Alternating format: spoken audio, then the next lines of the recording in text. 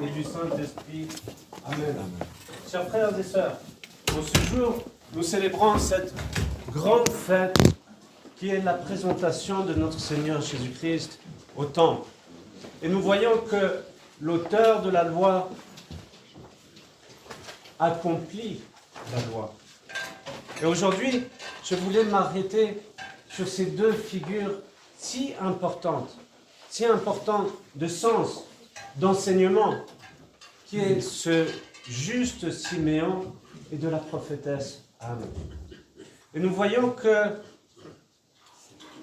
Siméon, qui représente toute cette attente de l'Ancien Testament, parce que tout l'Ancien Testament est cette préparation justement de la venue du Sauveur, et qu'il incarne justement toute cette attente.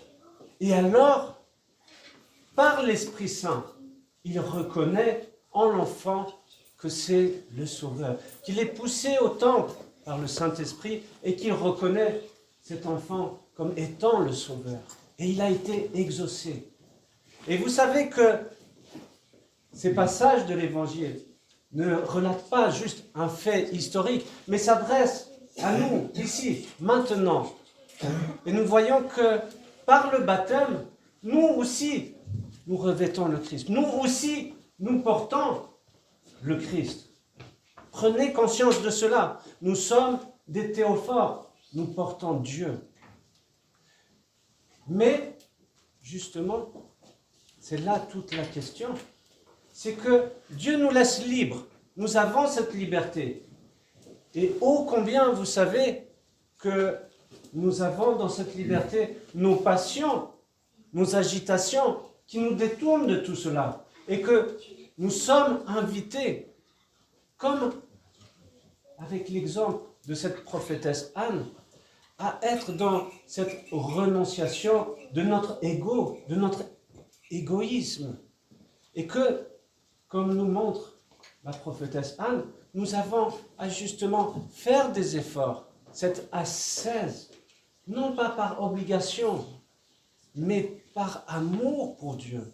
Et que l'Église nous enseigne que justement à travers le jeûne, à travers la prière, nous pouvons justement dominer nos passions, dominer notre égocentrisme, notre égoïsme, pour ainsi vivre cette humilité. Sans humilité, nous ne pouvons pas avoir une vie en Christ.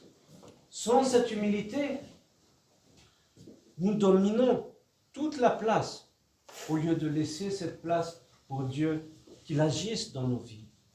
Alors, chers frères et sœurs, faites cet élan d'amour. Faites cet élan d'amour à travers ce jeûne, à travers la prière, à travers l'amour, tout simplement. Vous savez, ce terme d'amour est banalisé de nos jours. Mais le vrai amour, c'est un amour sacrificiel, comme nous le montre le Christ, qui s'est sacrifié, qui a été l'agneau immolé pour chacun d'entre nous. Pourquoi ? Par amour. Par amour pour chacun d'entre nous. Malgré nos péchés, malgré nos difficultés. Et vous voyez, par amour, il s'offre lui-même. Et c'est ce que nous vivons à chaque liturgie. Essayons d'ouvrir nos yeux spirituels, pour voir tout cela. Qu'à chaque liturgie, le Christ est offert, est sacrifié. Et c'est lui en même temps qui fait le sacrifice.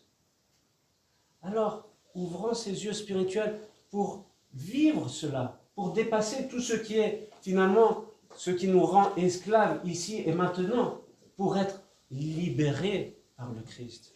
Alors, chers frères et sœurs, à l'exemple de Saint Siméon, ne soyons pas que des porteurs du Christ, mais que nous agissions aussi avec le Christ par l'intercession du Saint-Esprit. Amen. Amen.